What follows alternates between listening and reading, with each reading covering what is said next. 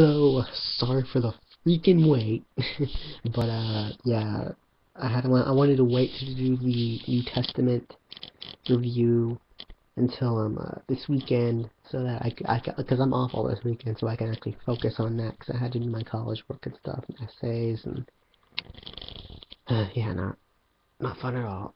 The Okay, so this kind of this one starts off with Touma bringing home Nymphis, who, last volume she went to the hospital and it's like, oh, we're just coming, all that nonsense. Not nonsense, but yeah, he brings her home, and of course the next, Phineas are like, what the heck, what are you bringing her here for? Which I guess Phineas recognizes what she's an magic god and all that. So she starts telling Touma that someone will rejector got to her, and he like basically killed all the magic gods. So Toba, as anyone would say this, he's confused. He's like, "Who's this will rejector? What, what's going on? The magic gods are dead. Seems too good to be true." Well, Nymphis tells him that they actually kind of knew he'd pop up sooner or later. Like they kind of knew in a sense, like because last volume she was actually, kind of this little epilogue thing where, well, that I am thinking her mom, where she was thinking like, oh, I was keeping tabs on it, but I didn't know when it would come, or something like that. So basically, this the first part of it is kind of like they say how it's different from Imagine Breaker, where Old Rejector, it what's the word? It abandons the idea of the current world, wanting to do a new one, and whoever it touches, basically, get sent to that world. I mean, it's just that. And then Imagine Breaker, Keat wants to attach itself to a current world. And as she's saying, when Imagine Breaker we got in volume 8, I believe, when Aurelius is saying how it's the hope of all magicians, yada yada yada, and it's the world reference point, blah blah blah, all that stuff we know from Aurelius. So basically she's saying, World Rejector, Magic Breaker, two polar opposites, powers. Don't really give them really that much detail into what, like, it really is. Like, I don't know, I feel like she should have said more in this, if anything, I mean, whatever. So she tells him about this, and, sorry, I just burped, kind of. I know I'm sounding like a burp to you, but I burped. It's kind of, this dialogue kind of goes all the way back and forth kind of here. It's kind of confusing to talk about, because it's like, it really is all over the place, because I have the page up right now, and it's kind of, I'm trying to focus on the important stuff here, so I apologize if I'm missing any hidden facts or anything, so I'm just focusing on what's important here, what we all can read.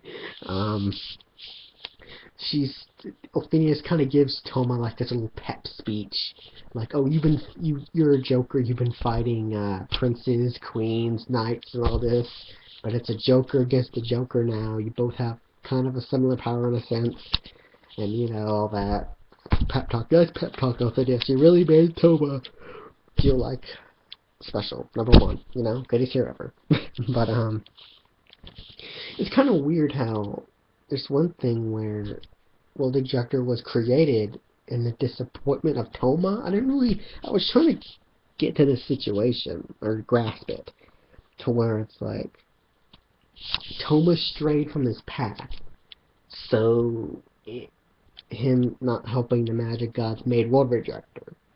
But I feel like World Rejector would have, I don't know, sometimes things in Next just don't make any freaking sense sometimes, because it's like, how is he helping the magic gods made World Rejector?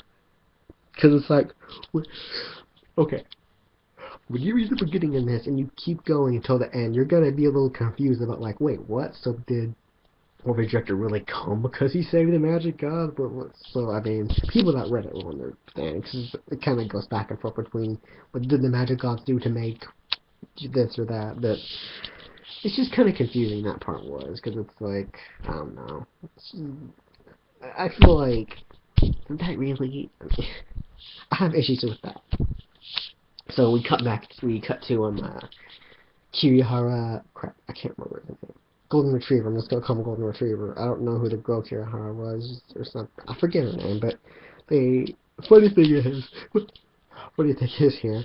Is that she makes the golden retriever a freaking stir fry in a bowl. He just eats it. So it's like, you would think since you're a dog, you wouldn't be able to eat human food. It would mess up your stomach or something, but I don't know. Maybe he put his organs in him or whatever. I don't know. But basically, they're pretty much talking about the war of Kirihara, which is one of my favorites, actually. I forget his name, Kirihara Noken. I think that's his name. Someone correct me if I'm wrong, but I'm pretty sure I'm talking about him. And I don't really remember explicitly, but they're kind of comparing, like, how the Golden Retriever is all about romance and all this stuff. And as I'm reading this, I'm just thinking, well, what is up with this Golden Retriever guy? He's talking about romance, true Kirihara? What's going on? And, it's kind of weird, this Golden Retriever guy.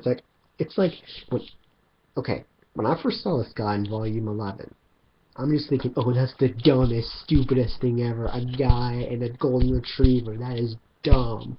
But it's like, how Kimichi got me to like this guy is beyond me. I mean, it's just a cyborg dog. Best dog ever. It's like a dog in Fallout 3. Or no, not Fallout 3, New Vegas. But, yeah, so just kind of talk about him and Kirihara and all that stuff. I didn't really get much of what they were saying, but who can really when you're reading about a Kirihara.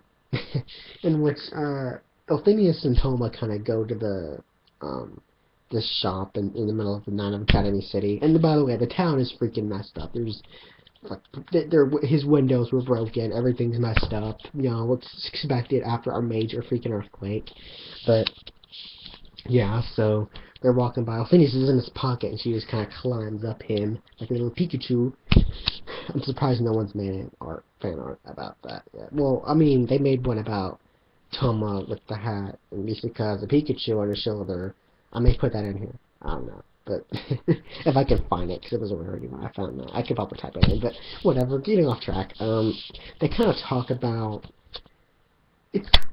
half of it is kind of worth reading, the other half is just pointless.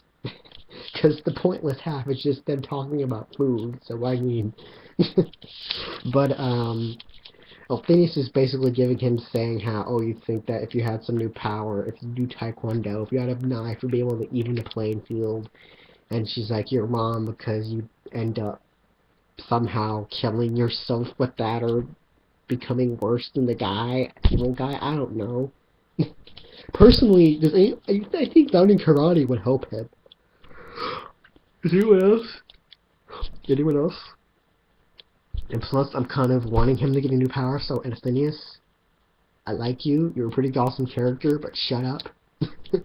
I mean, I don't want this to be like, oh, Kimichi just put it in me, like, I'm trolling all of you, he's totally gonna get a new power, which I feel like he is, but, I mean, it's just, this is like, I feel like he would do better if he did karate. Wouldn't anyone else?